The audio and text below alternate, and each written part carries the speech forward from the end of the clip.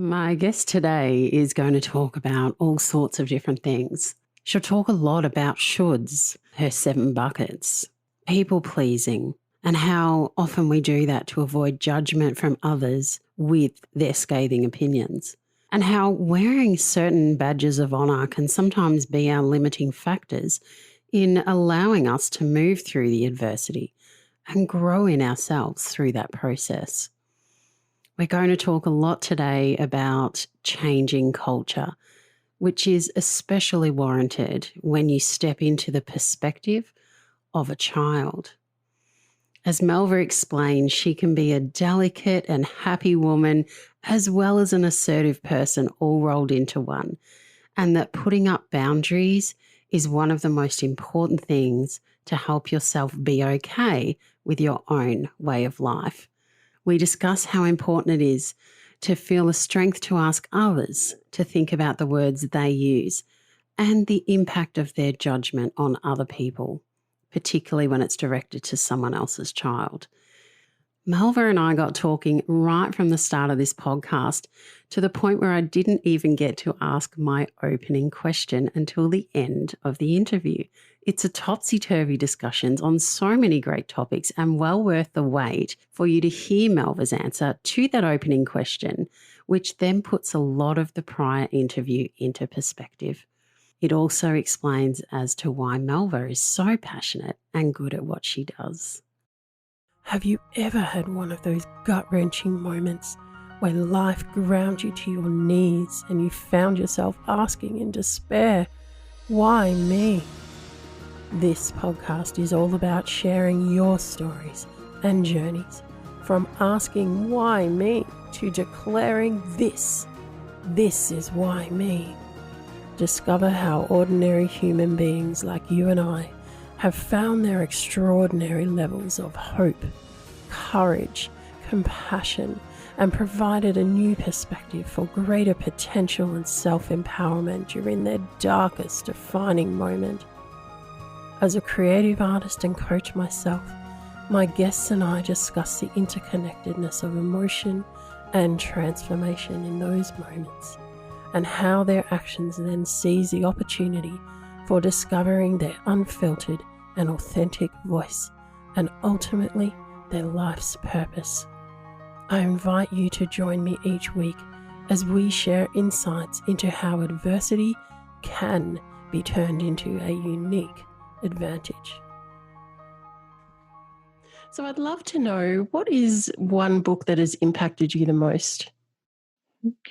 I read books daily, but the one book that I believe has impacted not only me personally, but the way that I work and the way that I live, the way that I have my family structured, was a book that I got from my boss at the time. And he was a very nervous person. So he was looking for a spiritual way of actually calming himself down. And I already have my own, let's say, spirituality set. So I didn't need to look into the new venues or new areas of that topic. But he's like, read it, you really ought to read it.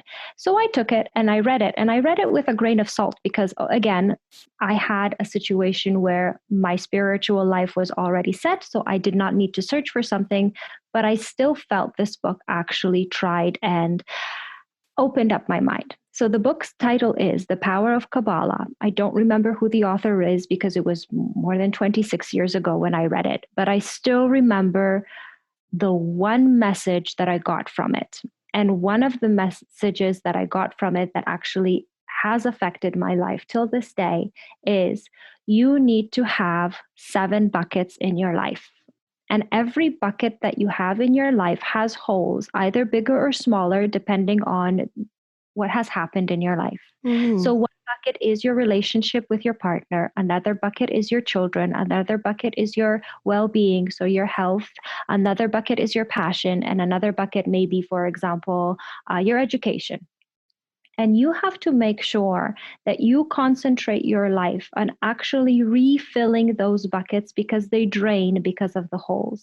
And if you concentrate on only devoting all of your time and your energy on one bucket, let's say only your career, or only you're madly in love with someone as a teenager and you only want to spend time with that one person. So here you're nurturing your relationship bucket. Then God forbid something happens with either your career, let's say in this case, you lose a job or the company goes bankrupt or you get fired or whatever the case is, something is not working. Because you put all your energy into refilling that one career bucket, that is when you realize you have nothing else to fall back on. You don't know what to do with your life. You do not know where to start, and it seems like the end of the world. However, if you actually concentrate on all of the 7 buckets, making sure that you have a good relationship with your loved one, you have a good relationship with your friends, you have amazing relationship with your children, you have a satisfactory career, you know how to take care of your health, and you have a passion that you tap into once in a while, then if, for example, you lose your job, you're like, all right, that's okay. I have my family and friends to turn to. I have my fashion and my passion, and I still have my health. I've got my children who will always love me. It's time to brush off the dust and find a new job. So that is the difference in the mindset of the approach, meaning you either concentrate on one thing, and if you lose it, you are going to be in therapy, you are going to be depressed, or you're going to be very, let's say, anxious about the future that is up ahead. But if you actually have a balanced life, a life full of many things that you are doing, that is when you realize it's fine. If something doesn't work, there are other avenues I should travel. So that book actually made me rethink who I want to be, what I want to do. And it actually made me, every day, it makes me rethink, am I doing this to fill which bucket? And am I making sure that all of my buckets are not filled to the brim, but at least halfway filled, so I know that I can be everything I want to be, but I don't have to be everything at the same time. Wow, I love that. And just listening to you talk about those buckets, I keep thinking back to how people often hold their identity in one other person or a title that they hold in their career. It's a very similar concept. And particularly people who put everything into that one person, like you said, and if that relationship breaks down, they don't just feel like they haven't got anything else to go to. They also feel like they've lost their personal identity. And I love that analogy. Yeah. Yeah. Well, I will look up the author of that book and we'll put that in the description link. I think that sounds like a fabulous read. It is. It is. Again, like I said, if you're not looking for anything spiritual, try to read this book from a perspective of self-development as opposed to spirituality. It helped me, and I still remember the title of the book, and I'm horrible with titles. And it is something that after 26 years, I am still making sure that I implement it every day in my life. So from my perspective, it really did change my life. Yeah, that's fantastic. Thank you so much for sharing that. Now, the other Welcome. question I had was, who has been the most influential person in your life?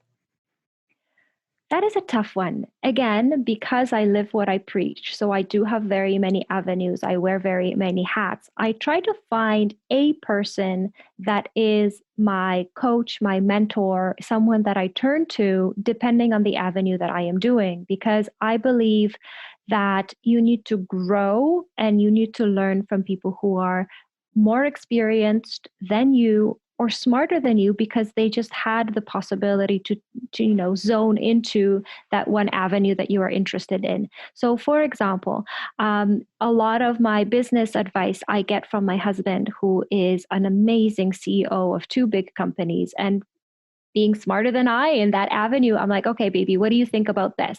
And that is what's happening. As for parenting advice, there are people who have been studying and being doctors at parenting, like Dr. Shifaldi, for example, or Miss Knott. So these are the people that I turn to, or Adele Faber, for example. She has amazing books on children as well. I turn to them. Yes, I don't know them personally, but they have changed my life as well, because if there were things that I didn't understand, even being a parenting expert, I still have to learn. There are things I didn't understand, or something was bothering me because the answers that I had were not enough. They were good, but they were not good enough. I wanted to learn more. So I read all these books, and then I realize, okay, maybe, just maybe, if I try this or try that, then it will work. And for example, with my writing, because I've written 2 books and they're both become international bestsellers, which was an amazing surprise for me. So Wendy H. Jones, who is an amazing author as well, was my mentor in this case. And I say it left, right, and center, that she's the reason why this book or these books are so amazing, because I said, Wendy, am I good enough? And she said, okay, tweak this, do that, and it will be great. And that is why I can say she is my mentor in this case. There's another lady that just recently became my go-to person when it comes to masterminds, business masterminds, and actually bouncing off amazing ideas off of her. So Vinny Ajmira, she's an amazing businesswoman, an amazing business coach that actually allows me, myself, to grow, even though I am a business coach as well. So wherever you are, whatever you do, whatever bucket you are concentrating on right now, make sure you have someone that will guide you to be where you want to be, or actually get a new perspective from where you want to be. Yes, I hope that love answers your question. It does answer my question very well. And I love the fact that you use the word perspective. As a visual artist myself, I'm often looking at things from a different perspective and helping people to see that sometimes you need to get out of your own perspective and see yourself from someone else's view to realize what it is that you're actually giving off to other people, because we have a certain view of ourselves that may not be how other people are seeing us sometimes. And in communication, that can be very important. I also love the fact that you've spoken very eloquently about how every mentor needs a mentor. Yeah. We are meant to be social animals. We are meant to be tribal communities, and we are meant to feed off and help each other and to learn off each other. And it's that whole proximity is where it's at, because the closer you are to many different people with many different skills and abilities, the more that we pick up on each of those things, and the more that we also can reflect more of ourselves in those situations. So I love that. Yeah. So a lot of people have been saying to me when I was growing up, you got to learn from your mistakes.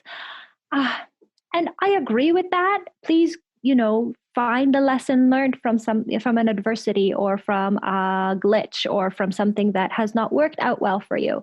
Yes, learn from that.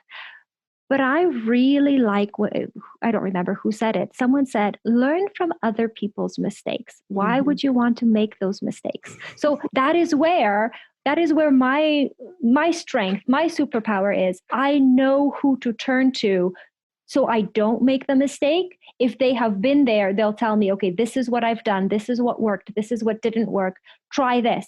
Yes, I still may be doing more mistakes later on, but at least they either will be conscious, because, okay, I know she had a downfall going down that specific avenue. I want to try it for myself with a little tweak. So it's a conscious decision. Or I will just come across, let's say, different data and different things that are happening, making me learn. But at least I know I did the best research possible. And now going back to what you said, that we are meant to be social creatures and learning from others. So one of the things that the stigmas that I feel that I'm fighting against left, right, and center is actually with motherhood and parenting. So for example, although we understand that it takes a village to raise a child, we understand that. A lot of people say that. Although we understand you always have your mom and your dad to turn to, or your friends to turn to, regarding, for example, parenting. But on the other hand, moms generally feel no one's going to tell me what to do as a parent.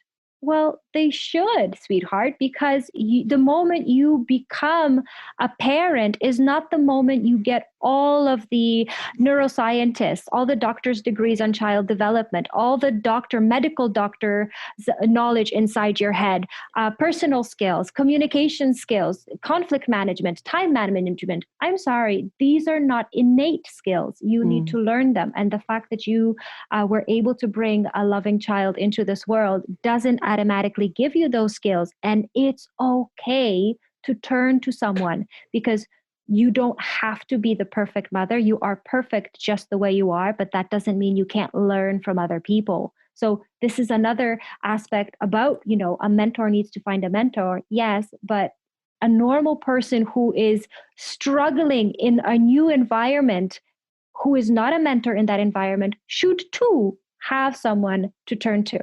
Yes, absolutely. And it's that whole thing of we grow with our children.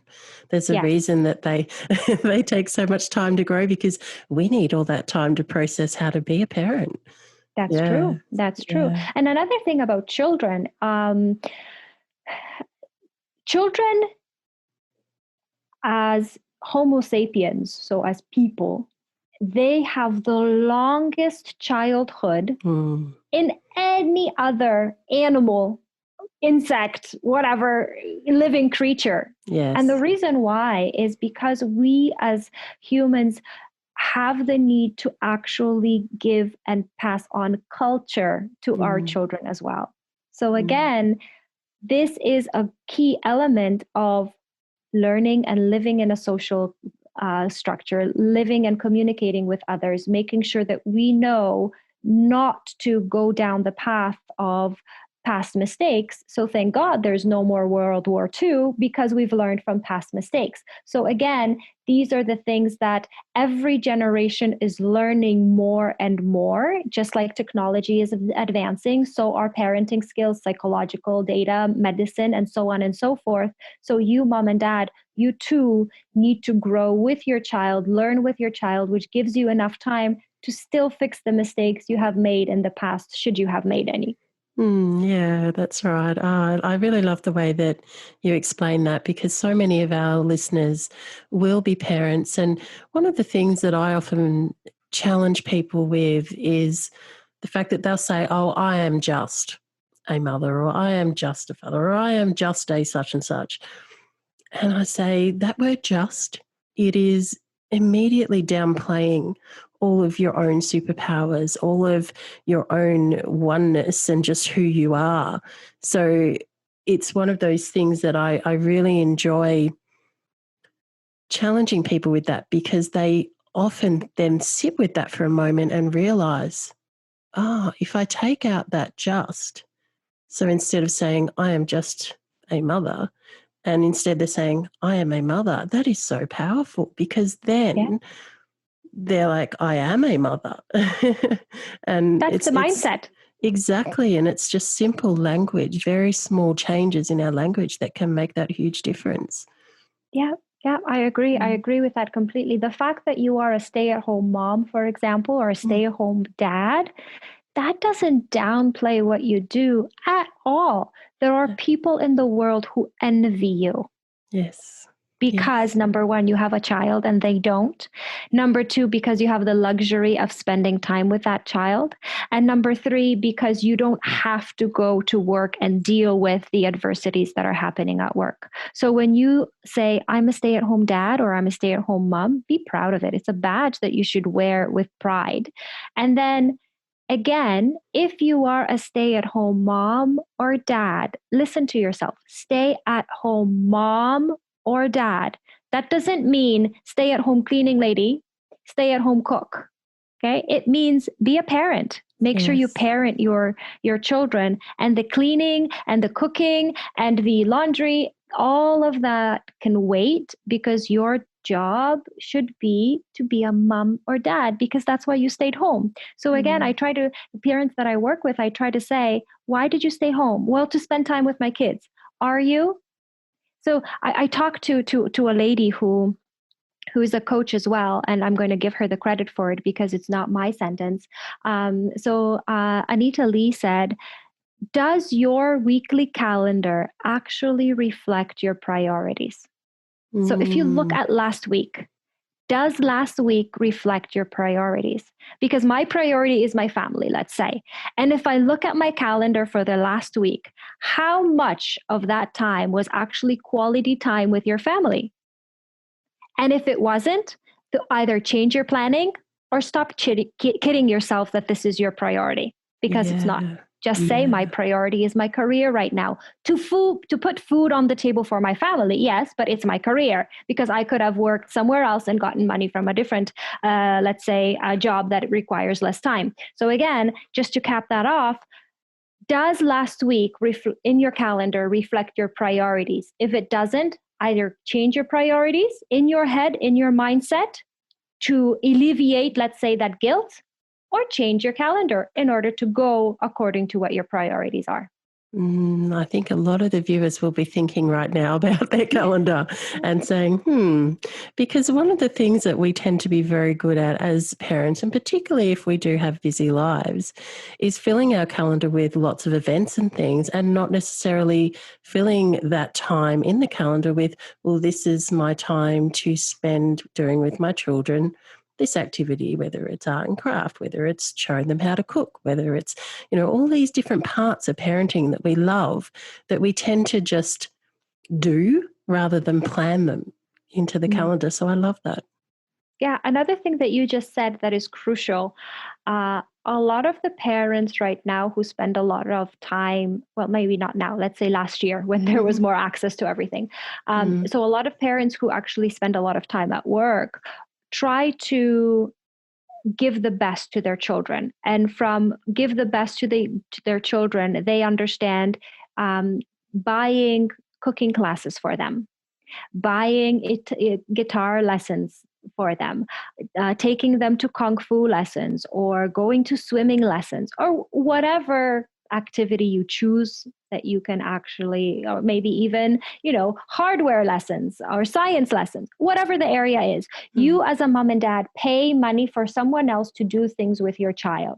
Okay, so you're paying someone else to bond with your child. And instead of thinking, what can I sign up my child in for them to develop at the very early stages, how about you think and plan, instead of driving, let's say 45 minutes to a cooking class, waiting there for 30 minutes and then driving back for another 45, how about you bake a cake together? And it doesn't have to be yummy. If you don't know how to bake, that's fine.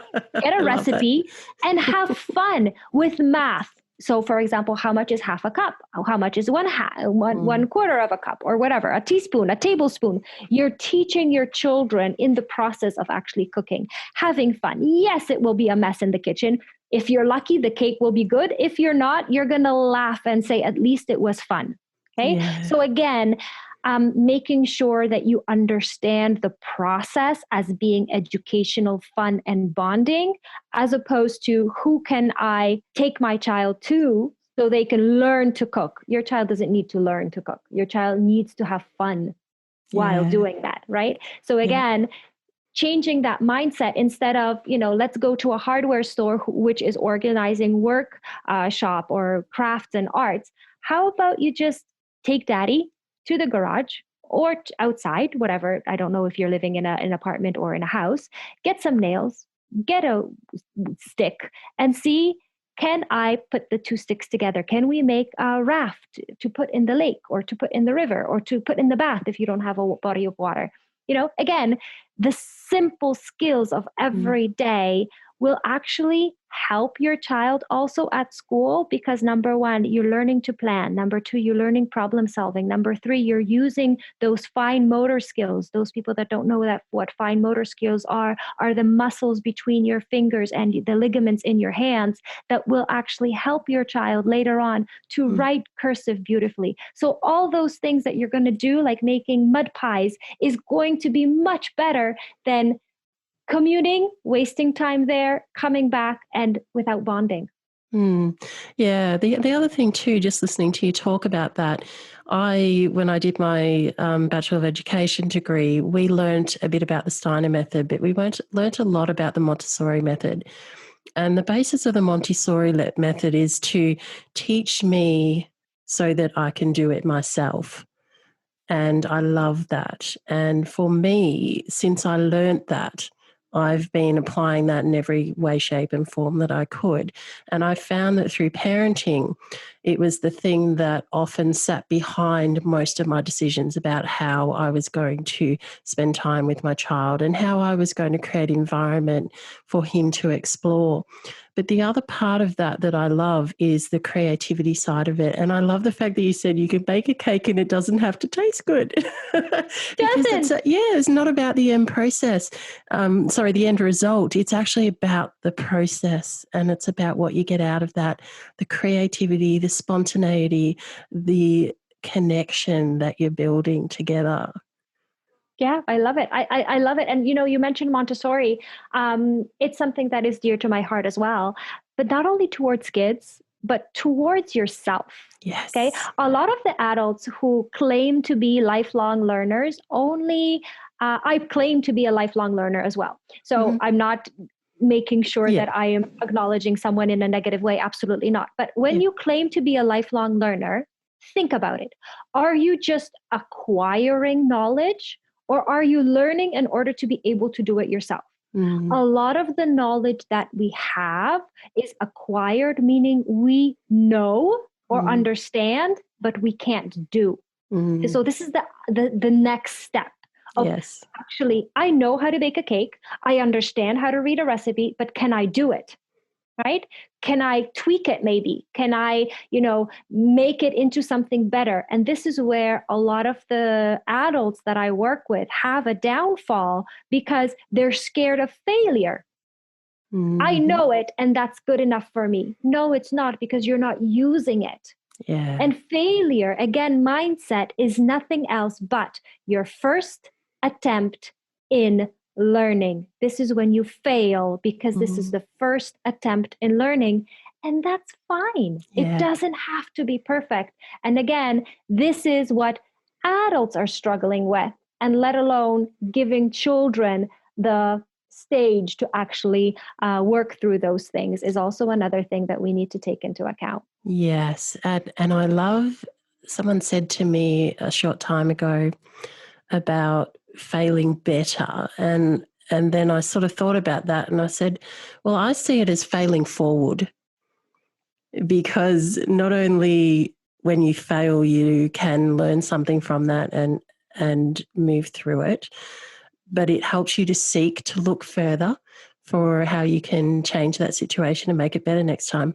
But when your children see you fail, then they're learning valuable lessons as well, that it's okay to fail. Definitely. Yeah. Definitely. I broke a glass yesterday. It happened. It slipped out of my hand. It's just a glass. There were no swearing, no anger, no nothing.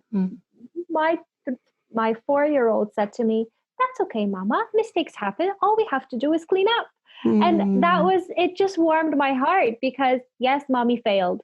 And a lot of the times others might have screamed, or at other times someone would get angry. But the question is, I buy cheap glasses because I break them all the time, and my children can break them as well. So it was just $1 glass. Question is it worth my anger? No, clean it up. If anything, I'll go and buy another one, because I don't want this additional stress on the children while they're learning independence, that, oh my goodness, this is a very expensive glass, and then Mommy will get angry because she worked so hard on earning money for this glass, and there's a whole story attached to this glass. So I buy the cheapest ones. If they break, it's fine. What do we have to do to fix it? Yeah. And that's all that matters. Yeah. Like you said, failing forward. Yeah, that's right. And it's also about realizing that things are just things. Like, I know that in the era that I grew up, my parents, they were born in the 40s. And so when they got married, they get given a gift of beautiful crockery or cutlery or amazing glasses. And I grew up watching that stuff kept inside a cabinet for the good times, like, for the special times when they'd have their friends over. So it rarely ever got used. And I had an aunt of my mum's who passed away some years ago, and they asked us to go over and help them clear the house, to which I did. And I was amazed at the amount of wedding presents. Now, she was in her 80s when she passed away. She got married in her 20s, and she had presents from their wedding that had never been taken out of their cases. They spent their entire life in cupboards. And I just felt sad. so sad. Yeah. So I learned from that, and I said, you know what, everything I have, there is no such thing as that's the good stuff, that's reserved, No, it's all usable, enjoyable. You've got it, use it, enjoy it. Yeah. Another thing, like you said, I'm a very strong believer of the mindset and the message that we give both to ourselves and our families. So let's think about the words that you said. You said, I'm going to use these glasses for a special occasion when friends come over or family, right? So what is the message that you're giving yourself? Correct. I'm not special enough to use it by myself. Correct. What message are you giving to your family? You are not special enough for us to use it. Only when someone else comes in are we allowed to use it. They're more special than we are. So I am not going to use the fine china because I don't have a friend over. I'm not going to use the fine cutlery with my child because there is no stranger in the house. So again, this is not to absolutely judge anyone, but to show them what their mindset and the words that they're saying are actually telling their body. What your words utter, your ears hear, and your brain and body acts upon. So it's quite important to, if you don't feel comfortable with using, let's say, expensive china, then don't buy it. Buy one that is less expensive, that if it breaks, you'll be fine with it. Or let's say dresses. Do you have clothes in your closet that you say, I'm going to only wear them for a special occasion? What says you can't make a special occasion? So today is wedding day occasion. I will put a white dress on my child. I will, my girl child, and then I will dress my boys in fancy clothes, and I'm going to wear my wedding dress, and we're just going to have a party for fun. Why not? Why not have like an hour like that? Your kids will love it. Absolutely. Dress up day, dress up time. I used to love it. Yeah, it's a wonderful thing. And it's sometimes that's all it takes to get us out of a certain state of feeling and emotion too. Sometimes that can be just a little bit of change that we're after. And it really can change that mindset, doing an hour of dress up with your kids or even just yourself, Yeah, very true. So one of the things that the parents that I work with, the parents that I work with are either business women or businessmen that already have an established career, which means that they have been in the job market, right? Which means that they understand looking good. They understand being ready for a meeting, especially women. Women like to take care of themselves, especially if they're in the corporate world. They need to have high heels or fancy shoes and a fancy dress and, slap on a face, as I say it. So mascara and blush and lipstick. At least the some of the parents that I work with. I'm not saying everyone has to wear makeup, but I'm saying that this is where the difference is. So from that environment, you are a mom where you wake up and you don't have to, right? You don't have to put on makeup. You don't have to do your hair. You don't have to wear fancy clothes. You don't have to do anything because that little child doesn't really care. But the question is, do you care? Right? So a lot of the times when I talk to the moms, they have a problem with, well, I used to be so taken care of and now I look like a slob. My question is, why? Why? Oh, because I don't have time. Really? Think about it. It's 5 minutes to put on mascara and some blush. You don't have 5 minutes to feel better? And they're like, you know what? I do. And I'm like, then do it. And then they realize, I'm putting on mascara or I'm putting on blush or lipstick or brushing my hair or doing my nails, whatever, for me, not for anyone else, not because of the social structure that I am in, but for me. Mind you, if I'm home alone, which practically never happens, but when I am home alone, I still put on my makeup. I still put on my good clothes because why not? Be special. You're special who you are whenever you are. Absolutely. And it's interesting that you bring up the makeup, because a little while ago I put a post on my feed, which was, do you think people need, or do you believe women need to wear makeup to be considered professional? And the amount of comments that were going back and forth between people was quite astonishing. Now, I myself don't wear makeup much these days, and there's a couple of reasons for that. But the main one is because I'm quite allergic to pretty much every makeup I've tried. So I'm quite happy with the way I look, so I would rather not have that allergic reaction. However, in certain circles, it is expected that I would wear it. And I'm constantly coming up against that stereotype or that judgment from other people, of which I obviously combat myself with lots of different reasons as to why the judgment is not necessary and as to why everybody has their own choice. And what I found interesting was the amount of people that thought or responded in a way that made the assumption that I was perhaps having an issue with trying to work out whether I was going to wear makeup or not. Now, as I said, I'm very comfortable not wearing makeup. But to hear people for the things that they said, it became very apparent to me that there was about a half-half split. Half of the comments were, everyone's comfortable, nobody needs to wear makeup, it's not a requirement, it shouldn't be a requirement these days, even in any workplace. The other half were people saying, look, I like to wear makeup because it makes me feel good. But it was interesting to me that even that half was split again into some that were, well, I only wear makeup because I'm not comfortable going out and having anyone see me without makeup, which is a different issue to I choose to wear it for myself. And I myself personally do not judge anyone for wearing makeup, not wearing makeup. It makes no difference to me. And it actually makes no difference to a lot of people.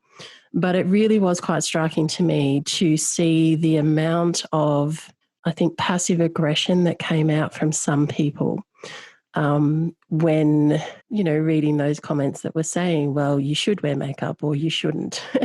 So, yeah, I found that quite fascinating. It was a very hot topic. I find it is a hot topic. And this is a topic not only discussed, like you said, on posts, not only discussed on forums, but also discussed in our own heads. Should I or shouldn't, or what should I do?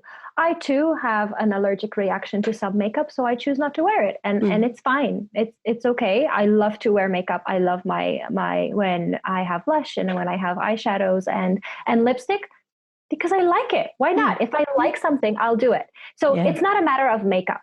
It's a matter of any topic. For those of you that are interested, you can check my profile out on Facebook on the 9th of July, where I asked that question, do you think women have to wear makeup to look professional? It was fascinating how many assumptions were made in response to not only that question, also in response to other people's responses. So, as I said, for those of you who are interested, 9th of July, it's on my profile, publicly visible and really interesting. And feel free to leave a couple of your comments if you feel you can contribute to that conversation. It's Vera-Lee from Australia, the founder of the WhyMe Movement and podcast. Well, one idea, one vision, one person. This self-funded podcast and movement has started to take a life of its own, which is exactly where I had planned it would be. To hear the stories of the far-reaching impact across many countries in this world, it humbles me to know that my vision is shared, understood, and positively influencing people to look at the changes they can make for their own adversity and how they can find the strength, the courage to be inspired and feel connected and empowered to use their adversity to their advantage. One of the best ways that you can help support the WhyMe Movement and podcast is to subscribe to the various channels, such as the podcast platform you are listening to this on now and the YouTube channel, which has much bonus content released. By subscribing, you will make sure that you are one of the first to find out who is coming up next more about our guests and the interesting questions that I ask them, which do not get released on the podcast platforms, and lots of other good bonus content. I always love reading your comments, and so please feel free to leave them on each of the platforms. The beauty of social media is that you can easily share single episodes or any of that bonus content from YouTube onto your own social media platform with your friends, which helps to bring this positive, inspiring message to far more people, allowing you to be an active participant in the WhyMe movement and vision. On Apple Podcasts, it always makes a big difference if you can leave a rating, review, and subscribe to the show. Let's get back to today's story. Yes. Mind you, I had so many people telling me, you should have children after I had the first one. You should have a second one after I had the second one. You should have a third one after I had the third one. Why did you have a third one? So people feel left, right, and center, no matter how close or how far these people are from you, people sometimes feel that they are entitled to judge you and give you their opinion. When it is something that you are okay with, you have no obligation to justify your opinions. So, for example, I have a lot of food allergies, and one of the allergies is sugar and flour. I'm not allowed to eat sugar, eggs, flour, and milk. Technically, if you think about it, that's all the pastry, cakes, bread ever possible.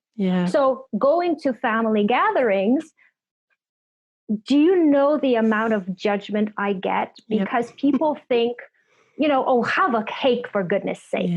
Well, thank you. But would you actually tell a person who is sick, stop taking your medication for goodness sake? No, you wouldn't. So my medication is lack of eating those things, because then I will get sick. So, the people think they have the possibility to judge you, and that's fine. The only thing that you should know is that you are okay with who you are and what you do. Okay. So if people, I'm a very delicate and positive and happy person, but that doesn't mean I'm not assertive. There are times when I do need to exercise and exhibit my assertiveness almost to the level of, like you said, passive aggressive, where I say, I'm sorry, but I don't recall asking your opinion. Okay? So sometimes you just have to put that boundary of this is my life, my opinion, my choice, whatever it is, as long as you're okay with it and you're not hurting anyone, you're fine. You have no obligation to actually explain yourself to others unless you choose to. Yes, absolutely. And I believe too that you can choose whether you take on information or not. So when people are offering their judgment of you, I often say, well, you can have that back, because that doesn't belong to me. And I also quite often challenge them, are you making an assumption here? Because most judgment is based on assumption. And I too, like you, I have food allergies. I'm allergic to fructose. And fructose is found in most fruits and vegetables. So all the good food. So I could eat all the pastries and everything if I wanted, and I would be okay. But I choose not to, because that's not healthy for my body. So I am very restricted in what I do eat and can eat. And again, people just think I'm making a choice. They look at me and my size, and they think that I'm just either embarrassed to eat in front of other people, or what else have I heard, that, I'm just trying to diet. So I'm trying to starve myself to lose weight. And they'll come up with all these whole variety of things. It's a good one for whatever size you are. It seems to be one that people will blanket onto others. Stop controlling your diet so much. You can eat a cake. You can afford it. I'm like, okay, thank you for your opinion. I needed that. That is the exact thing that I needed in my life today. So I actually quite enjoy sometimes very nicely saying to people, I'd love to know why you said that, because I'd like to know the assumptions behind it.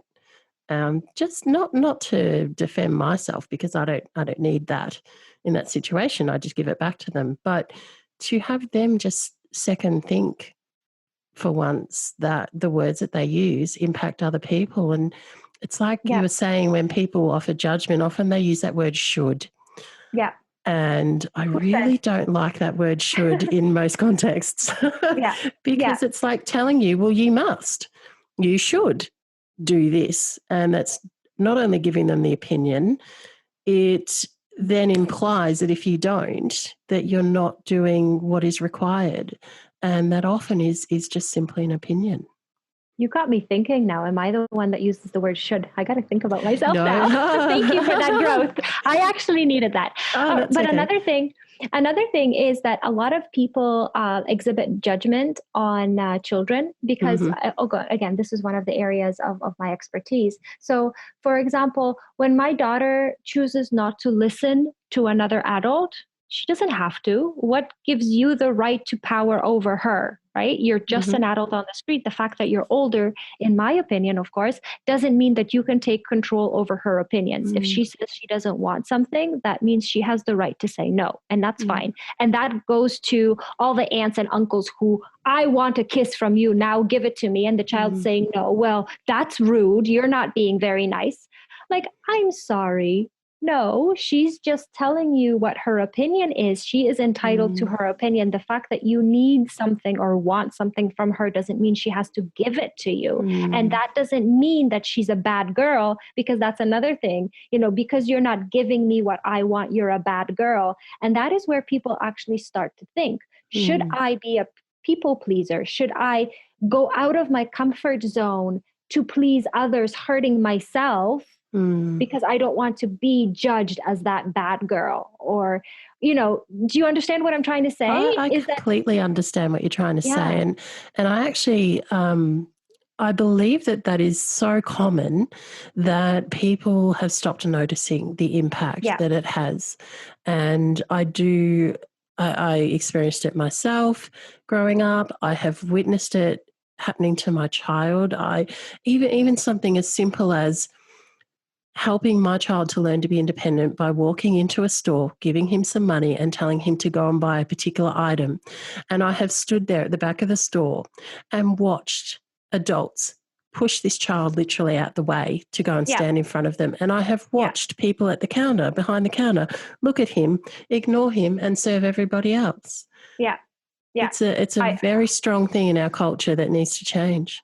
Yeah, I agree. And I don't like it. And you know what? It's something that I fight with every single day, because no matter your size, you're okay. No matter your age, you should be treated well. Like you said, this is something that I actually fight with as well. Now, a lot of people don't know me that are your listeners, but I'm 5'4", 164 centimeters tall, or short, I should say. So a lot of the people that I am surrounded with are also much bigger than me. I'm this petite little girl. And at times when I don't have makeup and I'm going to, for example, my child's schooling practices, a lot of the 7th graders and the 8th graders are much bigger than me. And so I too am sometimes treated badly by other adults because they think I'm a child. I'm one of the children from that school. And then I realize I'm being put in someone else's shoes, and it doesn't feel good. No. It doesn't feel good the way adults sometimes treat children. Like you said, ignored, pushed through. I'm more important than you, so I will kind of bypass you in that line. That is brutal, and it should change. So one of the things that I'm doing in my life is exhibiting that change. When I see a child, I make sure that I am that change for that child. Wonderful. Yeah, it's very important. And as people aware of this, it's important that we understand by living what we speak and demonstrating that, others will pick up and learn from it. Yeah. And it's fantastic to actually see. Like I said, I have 3 children, and because I live by what I preach, sometimes it's not easy, but sometimes you have to kind of say, okay, I have to do it this way because this is what I believe in. There are no shortcuts. And so it's interesting to see that children notice. So the moment your child is 7 or 8 years old, they start to notice when others are treating other children well or bad. So, for Yes, example, both. my child was standing in line, and in front, again, the same situation, like you mentioned, I gave him money. He had to go buy a particular item. I said, go ahead, you're a big boy, let's see if you can do it. You're big enough to actually have the possibility and the chance to do it by yourself. He was scared, of course. I'm like, okay, if something's wrong, I'm right behind you, like a few steps behind you. We can actually go through it together should there be a difficulty, but I think you're fine. And in front of him, there was a mom. She was quite busy, and she had a child with her around the age of, let's say, 5, 6. Mm-hmm. The child was just standing there and not moving. And the mom, she had a big handbag, obviously coming back from work, so a laptop in another hand. She was trying to buy groceries for that child, I'm guessing for the family dinner. And her intentions technically around this situation were quite good, but she was the one that was scrambling and wiggling and moving. And all of a sudden, with that big handbag that was full, and I'm guessing there were a lot of heavy things in there, she smacked her own child in the head. And my automatic reaction would be, oh, I'm so sorry, baby. I didn't mean to. I'm overwhelmed. I'm sorry to hurt you. Put everything down. Kiss that child. Try to make it better. Now, knowing that this would have been my reaction, I noticed what my son did. My son, just his jaw dropped because, that woman said, watch what you're doing. Get out of my way.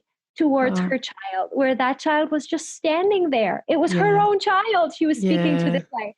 And I was wondering, is my 7-year-old son going to say anything about it? So the moment he walked out of the store, he said to me, Mommy, you know what?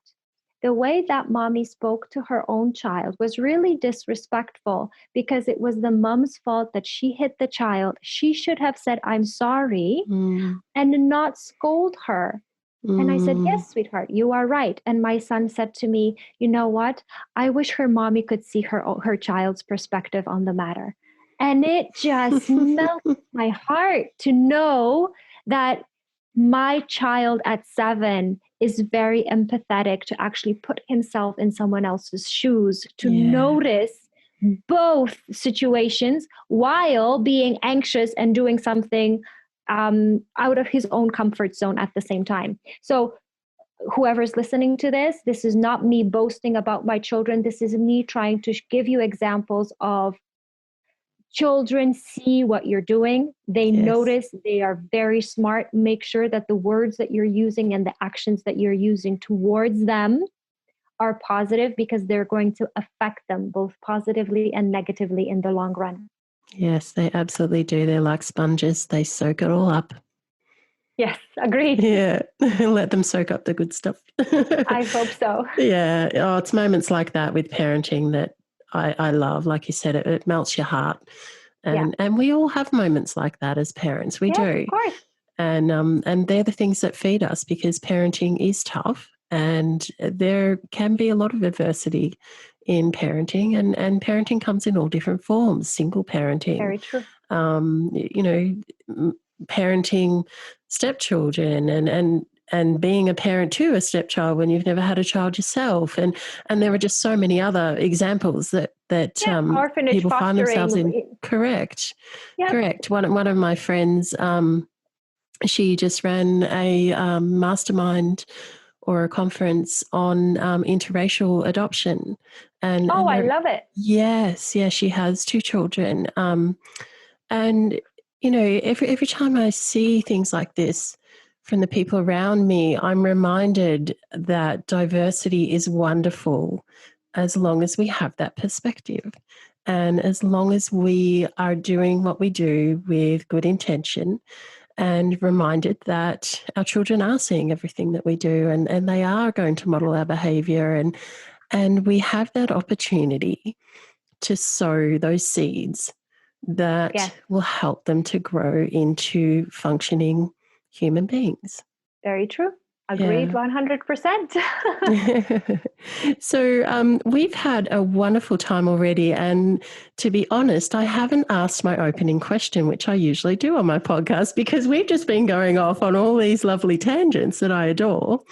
So normally I ask my guests, can you share with us your defining moment in life related to Some sort of adversity where you realized for yourself that something within you needed to change. Yeah.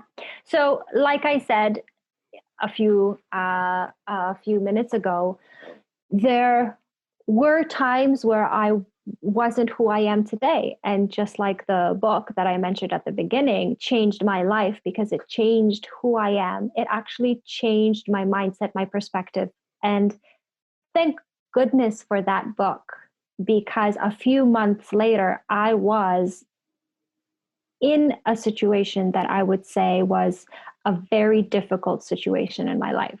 Meaning, I had to call off an international wedding 4 months before 4 weeks. I'm sorry, 1 month, 4 weeks before the wedding day. Wow. 4 weeks. Yeah. So all of the airplane tickets were already purchased by the guests. All of the guests were coming. And it was a tough choice. It was a tough choice of what to do. It wasn't of my mistake, but someone else's, or my partner's at the time mistake, that I'm like, no, I'm worth much more. I'm not getting into this. It's much better to cancel everything 1 month prior to the wedding than 1 month after. I do not want to live like this. This is not going to work. So that moment was when I realized, thank goodness I read the book, The Power of Kabbalah, a few months earlier, when I was able to actually try to shift my life and say, these are the changes that I made. Maybe, just maybe, because of the changes that I made to myself, we are no longer aligned, and this shouldn't go forward. And that's okay, because with growth, a lot of things can happen. And if we're growing together, that's great. But if we're growing and separating in different directions, then it's time to realize what we're going to do. And just like we grow out of shoes, we grow out of clothes when we're young, sometimes we do grow out of friendships as well, and relationships. So this wasn't a matter of just growing out of. There were certain circumstances where, I hope you don't mind me being too honest and open, I was cheated on repeatedly. And I just found that out, with proof and everything, 4 weeks before the wedding. And I'm like, do I really want this? And being a couples counselor at the time, because that is when I was getting my master's degree in couples counseling and my master's degree in education, having gone through couples counseling as a master's and education, I was in contact with a lot of therapists, because one of the things that they say is you need to solve all your problems first before you can actually help someone else solve theirs. So I did go through counseling sessions prior, and I called up my past counselor and I said, listen, I need an hour with you. Are you free? And we talked, and it was the moment of self-discovery where, all right, this is what happened. It's not going to be easy, because I was left with everything.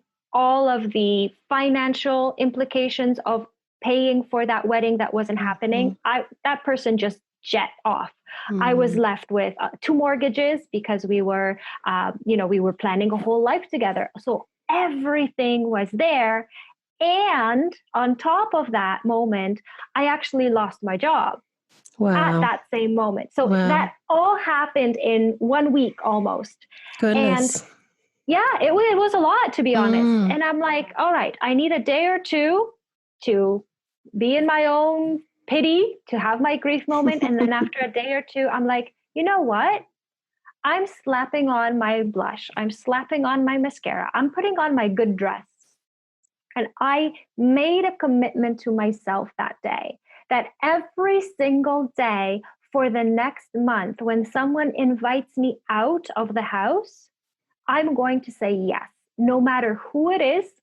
And if someone doesn't invite me, then I'm inviting myself out. Yes. So I made sure that I was out of the house for the next month, every single day, whenever I was free. And the reason why I did that is because, again, I'm a social person. Again, I feed off other people. And every single time I went out, even if it was in the marketplace, to actually sit down and have a cup of coffee by myself with my dog by my side, that was enough to say, you know what? It's not why me. It's Why not? That's Aren't I right. better off now? And that month of self-discovery, that month of discovering everything that is around me, discovering the positive in every situation and not dwelling on the door that just closed, was so much better for me and so growing personally, that I realized, you know what, this is where my 7 buckets come into play, Mm-hmm. because I was still healthy and I was taking care of my body. Yes, I lost my relationship. Okay, this is a bucket that I'll need to fill, but let's first focus on personal development, making sure that you're complete as a whole. You lost a big contract. That's okay. Does that mean you lost your skills? No, you didn't lose your skills. Go out there and show your skills. And within a week, I had a new job, a better job.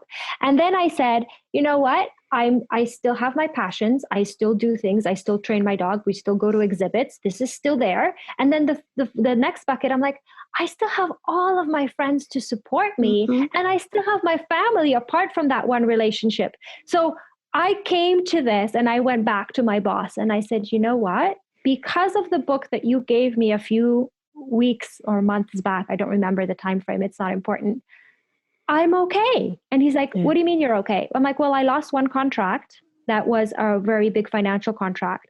I have to still take care of the guests that are flying in, because some still chose to fly in. I still have to organize the 2 mortgages, make sure that I pay for them, make sure that we sell those things. It was all on me.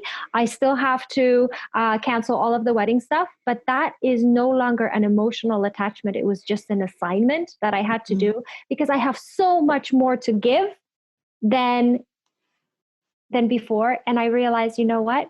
I'm fine, and it's fine, and it's okay, because I've got more to offer. And having said that, that is why I am so happy to actually speak to, like you said, do you have a mentor? And I'm very happy to speak to my mentors as well, because they give me a different perspective in all areas. And one of the things that Vinny said, for example, the one that I mentioned earlier, she said, a lot of the people that I know and that come to me, because she is also a coach, a business one, they wear their problems and issues as a badge. Which means I identify with my problems and my issues. This is my monetization. This is my buy-in to. And then you think about, what is that your buy-in to?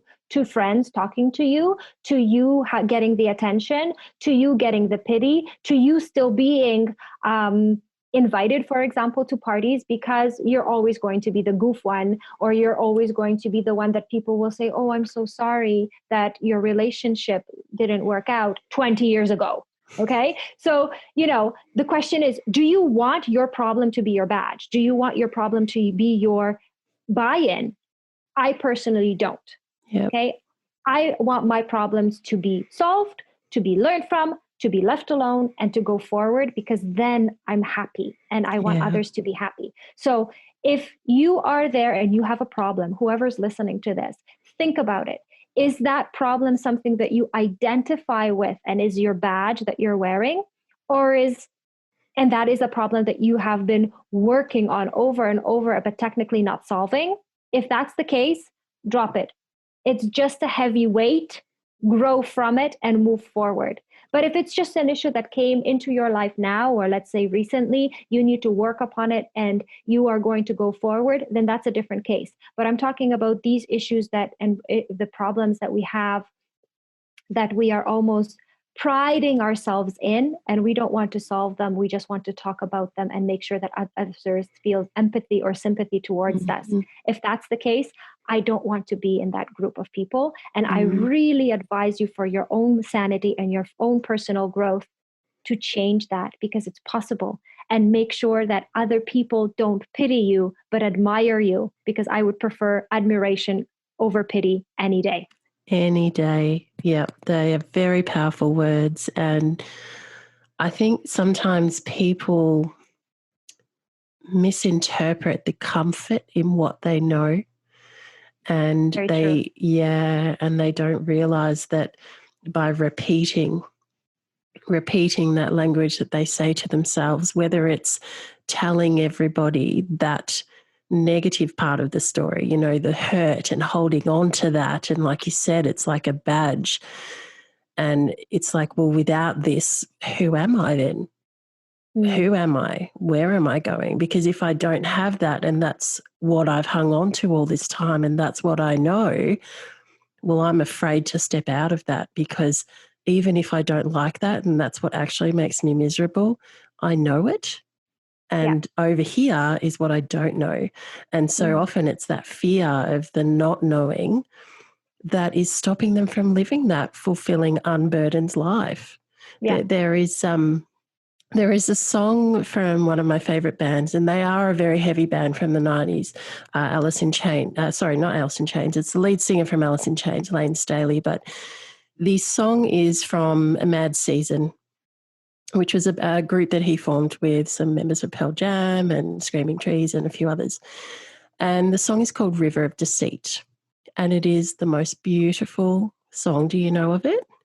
I heard about it, yes. But do you know what? After we record this, I am going to go and listen to the words again, because if you mentioned it, that means they're powerful, and I just don't remember all of them. They are so powerful. And, you know, he had this battle with addiction. For him, it was drugs mostly, and it did take his life.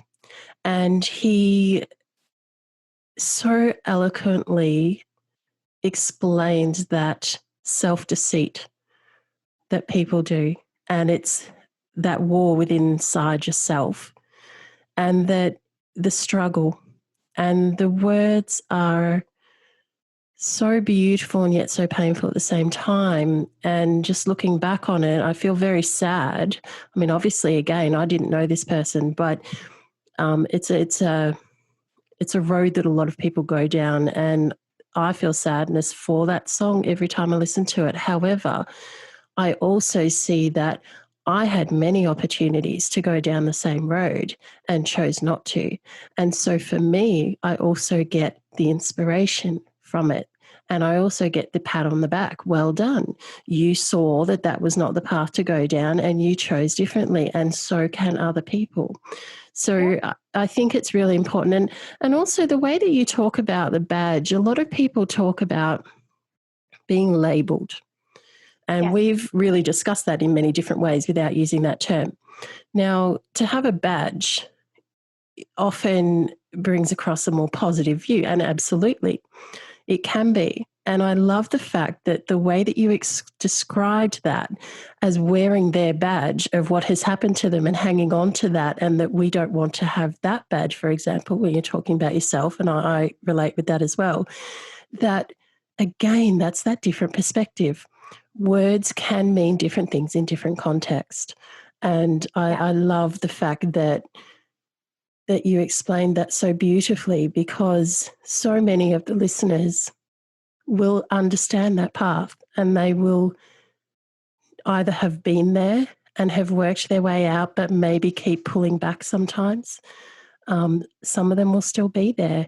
And I really hope that some of those people listening will be able to step back and see that slightly different perspective, and just think about that, and have somebody that they can turn to talk about it. Because quite often talking to other people, as you mentioned, is where we get that different perspective, and it's where we can also have people offer to help us through that fear, and to help us through to the unknown. That is exactly what I wanted to say. Like, if you realize that you are that person that I have described, wearing that badge, your problem as a way of buying into, let's say, relationships, and it's not a positive one, then you don't have to be alone. You can always ask others for help. And by others, I mean either your friends, your family, sometimes even your dog. You know what? Hey, buddy, I need to talk. Come. And that's fine. Yep. Your dogs will come and listen and cuddle, and so will your cats. Or look for a specialist. Again, what you said with that song, it just kind of sums up also what I mentioned, meaning learn from others' mistakes. Don't go down those paths that you already know the end result won't be positive. So again, what do you want? The question of the hour is, what positive change do you want to bring to your life and to the world? And once you know the answer to that, then let go of all of the why me's and say, it happened. It's something to learn from. Why not me? Right? Why can't I, be an international best-selling author if you want to write a book? Right. Why not me? Why can't I have a podcast, an amazing podcast that inspires others? Why not me? Why can't I be a mom? If I can't do it physically, I can still be a foster mom. Yep. Right? So why not? Instead of why me, why not me? And then find that passion that you've never had the chance or the possibilities because you were wasting your time on wearing that badge of honor of your adversity instead of learning from it, growing from it, and saying, yep, been there, done that. No, thank you. Don't want to go that path again. Yeah. So it's your choice how you devote your time. It absolutely is. And that's what it comes down to at the end of the day is choice. And even if we're in a situation where we can't control other people and perhaps the physical situation that we're in, we still always have that choice of how we will internalize the information, how we can respond, and how much we take on board, and how we can still make the choice to know who we are at our core and not have other people interfering with that. Agreed. Yeah.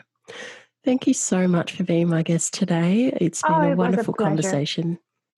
A delight, to be honest. I'm very, very happy that you had invited me. I'm very pleased to have gotten to know you and hopefully reached your viewers, not from perspective of marketing, because that is not my goal to be here, but from a perspective of sharing my story and sharing the possibility to maybe influence someone else's life so someone can lead a more positive life. And if it's not negative now, then don't ever go into the negative area, right? So learn from others' mistakes. So again, I'm very delighted and honored to be here. Thank you for having me. Thank you everyone for listening. Well, another story, more WhyMe moments and more reasons to feel inspired to change your adversity into your advantage. An integral part of the vision of the WhyMe movement is the ICE acronym, I's for Inspire. When you feel inspired, you are more likely to take action. C is for two things, actually. Connection. You are not alone in this world. There are always people here who want to help you get through your adversity and feel positive about your life and your purpose. It is also for courage. Courage, in my opinion, is feeling the fear and doing it anyway. And there lies the importance of connection. For sometimes we don't feel we have the courage to do things on our own. And yet once we have the emotional support of those people who we trust, it can help us to feel that fear and do it anyway. And lastly, the E is for empower. When we have that connection and the courage and the inspiration to know, get our clarity of purpose, well, that is when we feel empowered to take the action that we want to do to change some aspect of our lives for the better. If you would like my personal support in this area to help you get through adversity in your life, you can contact me at VeraLee Original on social media.